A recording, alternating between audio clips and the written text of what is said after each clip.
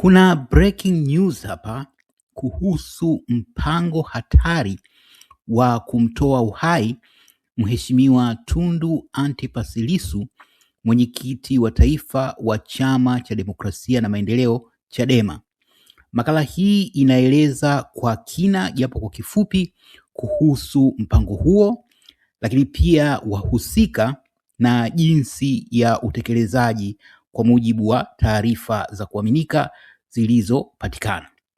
Kwa hiyo taarifa za uhakika zilizoifikia Jasusi TV zinaeleza kuhusu kuwepo kwa mpango hatari na haramu wa kumtoa uhai mwenyekiti wa taifa wa Chama cha Demokrasia na Maendeleo Chadema, Mheshimiwa Tundu Antipas Lissu, ambaye tangu Aprili 9 ya mwaka jana 2025 amekuwa gerezani akikabiliwa na kesi ya uhaini. Kwa hiyo taarifa ambazo mpaka muda huu zimepatikana ni kuhusu kwanza uwepo wa mpango huo. Na hili limethibitishwa na vyanzo vya uhakika kabisa. Kwa hiyo cha kwanza kilichofahamika ni kuhusu kuwepo kwa mpango huo. Lakini cha pili ni kuhusu wahusika, hususan mtu anayeratibu mpango huo haramu. Lakini la tatu pia ni kuhusu utekelezaji wa mpango wenyewe, na makala hii inakueleza kuhusu hayo yote matatu. La kwanza ni hilo kwamba imethibitika kuhusu kuwepo kwa mpango wa kumtoa uhai Mheshimiwa Tundu Antipas Lissu. Lakini la pili ni mhusika mkuu katika mpango huo. Taarifa zinaeleza kwamba mratibu wa mpango huo haramu ni Bashite. Ikumbukwe pia Bashite alikuwa mhusika mkuu katika jaribio la kwanza la kumtoa uhai Mheshimiwa Lissu lililofanyika hapo Septemba 7 mwaka 2017. Na kwa hakika Mheshimiwa Lissu ni muujiza unaotembea, kwa sababu katika shambulio hilo alimwagiwa lundo la risasi, zaidi ya risasi 16, na kwa miujiza tu mpaka leo Mheshimiwa Lissu yupo hai.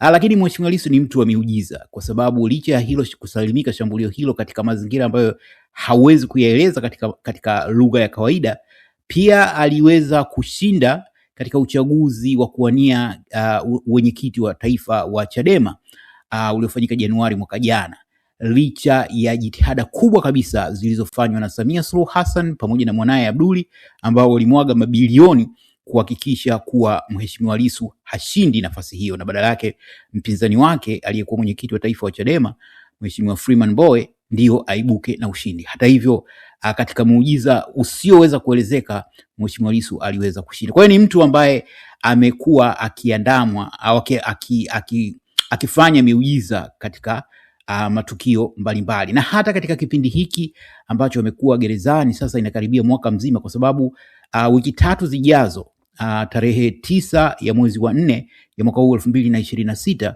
Mheshimiwa Lissu atakuwa ametimiza mwaka mzima akiwa gerezani. Hata hivyo kumekuwa na matumaini, hasa kutokana na matukio mawili, hiyo miujiza miwili ya awali, jinsi alivyosalimika katika jaribio la kumtoa uhai mwaka 2017 na jinsi alivyoshinda katika kinyang'anyiro cha kuwania wenyekiti wa taifa wa Chadema, kwamba hata hili mtihani huo anaopitia wa kesi ya uhaini nao atasalimika. Kwa hiyo taarifa zinaeleza kuwa mratibu wa mpango wa kumtoa uhai ni Bashite, na Bashite amemshawishi Samia kwamba njia pekee ya kumshughulikia Mheshimiwa Lissu ni kumtoa uhai. Lakini Bashite ana maslahi binafsi katika hili, kwa sababu ikumbukwe kama ilivyoelezwa hapo awali, yeye ndiye aliratibu jaribio la kumtoa uhai Mheshimiwa Lissu mwaka 2017, jaribio ambalo halikufanikiwa. Na katika muda wote huu, na Jasusi TV imesharipoti mara kadhaa kuhusu mipango endelevu ya kumdhuru Mheshimiwa Lissu, na Bashite amekuwa mmoja wa wahusika wakuu katika mipango hiyo ya kumdhuru Mheshimiwa Lissu. Kwa hiyo si ajabu kuona kuwa anahusika katika huu mpango wa sasa. Lakini zaidi ni kwamba safari hii anakuwa kama amepata fursa muhimu, kwa sababu hasa hii kesi inayoendelea, kesi ya uhaini ya Mheshimiwa Lissu, inawapasua kichwa. Hawaiongelei sana, na kwa mtizamo wa haraka haraka ni kuonekana kama wanafurahi kwamba Mheshimiwa Lissu yuko jela na kesi inaendelea kufanyiwa danadana huku na kule, lakini ni pasua kichwa kuhusu jinsi gani kesi hiyo itakavyoweza kumalizika au kupatikana ufumbuzi. Na hapo kama ilivyoelezwa katika makala ya juzi kwamba kuna jitihada za kumshawishi Mheshimiwa Lissu akubali kutoka gerezani kwa sharti la kuwafiki hayo maridhiano ya Samia, lakini pia ndugu zake Mheshimiwa Lissu amekuwa akifuatwa na Samia na watu wake kuwataka wamshawishi Mheshimiwa Lissu akubali, lakini wakatalia kuhusu hilo. Sasa la tatu ni utekelezaji wa huo mpango haramu. Kwa mujibu wa maelezo ni kwamba mpango wa kumdhuru hautarajiwi kutokea ndani ya magereza. Awali kulikuwa na hizo taarifa kwamba kuna mpango wa kumwekea sumu Mheshimiwa Lissu, lakini kwa mujibu wa taarifa hizi za sasa, na naomba kusisitiza kuwa taarifa hizi ni za kuaminika, kinachopangwa ni kumdhuru Mheshimiwa Lissu hadharani.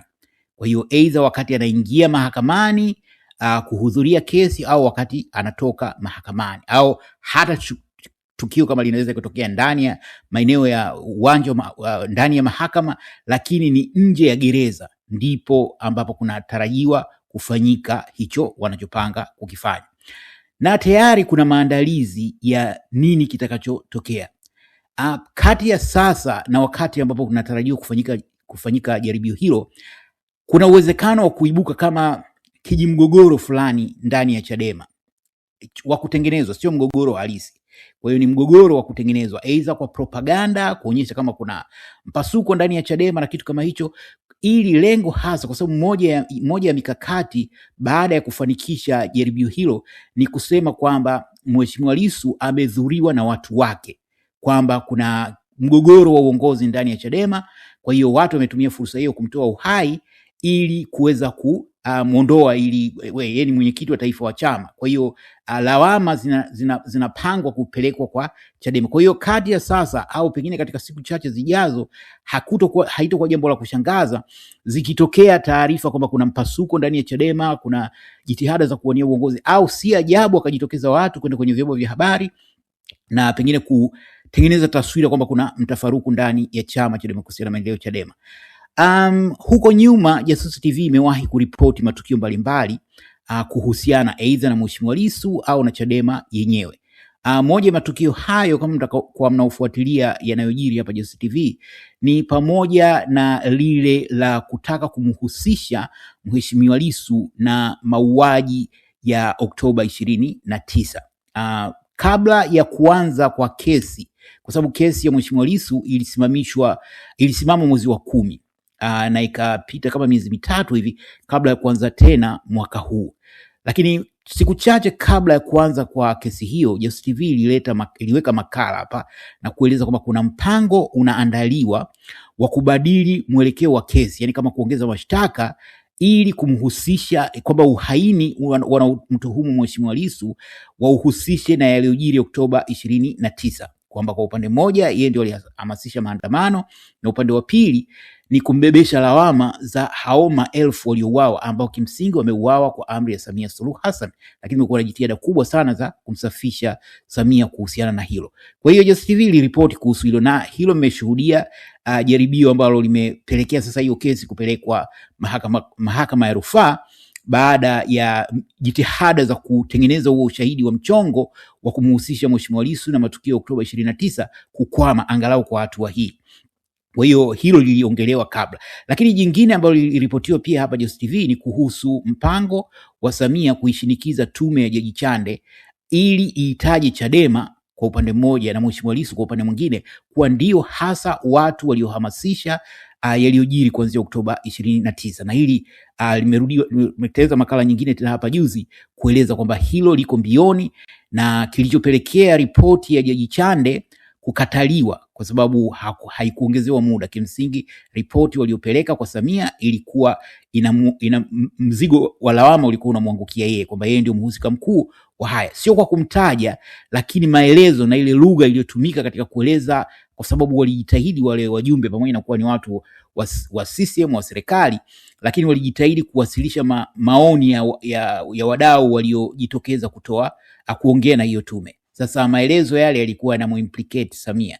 Kwa hiyo ndio akawaagiza kwamba waende kukaa upya kitako, na kinachotakiwa ni kwa kwanza yeye mwenyewe imtoe lawamani yeye, lakini upande wa pili ni kuitupia lawama Chadema, na Mheshimiwa Tundu Antipas Lissu, na hilo licha hilo la kumnusuru yeye, hayo mawili yatakuwa na tija kwake, kwa sababu endapo tume itahitaji Chadema kuwa imehusika na hayo, kwamba kutokana na maoni na kukusanya maoni na vitu kama hivyo, itaitengenezea mazingira mazuri serikali ya Samia kutekeleza azma, kwa sababu ipo azma ya kuifuta Chadema. Japo baadhi ya watu ukiongea nao hilo haliwezekani bwana na nini. Sasa kipi kigumu, kuifuta Chadema au kuua watu zaidi ya 10,000? Kwa hiyo ni muhimu kuto underestimate uwezo wa hawa, yani ushetani wa hawa watu katika kutekeleza dhamira zao. Kwa hiyo hilo moja, kwamba kwa kuibebesha lawama Chadema watakuwa wametengeneza msingi wa kutekeleza hiyo azma nyingine ya kufutia usajili chama hicho. Lakini kwa kumbebesha mzigo huo Mheshimiwa Lissu, wanatarajia kwa kushinikiza huko kwenye kesi yao ya mchongo kwamba kweli uhaini unaozungumziwa ni ile mambo ya kinukisha, kwamba kinukisha ndio hicho kilichotokea Oktoba 29 na hayo mengine. Lakini kwa sasa moja ya mikakati pamoja na hayo mengine ni huu wa kumtoa uhai Mheshimiwa Tundu Antipas Lissu. Sasa ni muhimu kueleza kwamba taarifa hizi japo zimepatikana kutoka vyanzo vya kuaminika, pengine watu walio karibu na Mheshimiwa Lissu au wafuasi wa Mheshimiwa Lissu, lakini zaidi chama cha Demokrasia na Maendeleo Chadema, kwa sababu huyu ni mwenyekiti wao, wanaweza kuzifanyia kazi endapo wataona kuna umuhimu wa kufanya hivyo, kwa sababu si kwa maana taarifa hizi zitolewe kuwashawishi watu kwamba kwa hakika itakuwa hivyo, lakini pia taarifa hizi zinawekwa hadharani ili endapo wakati mwingine hii huwa inasaidia kuwaambia watesi.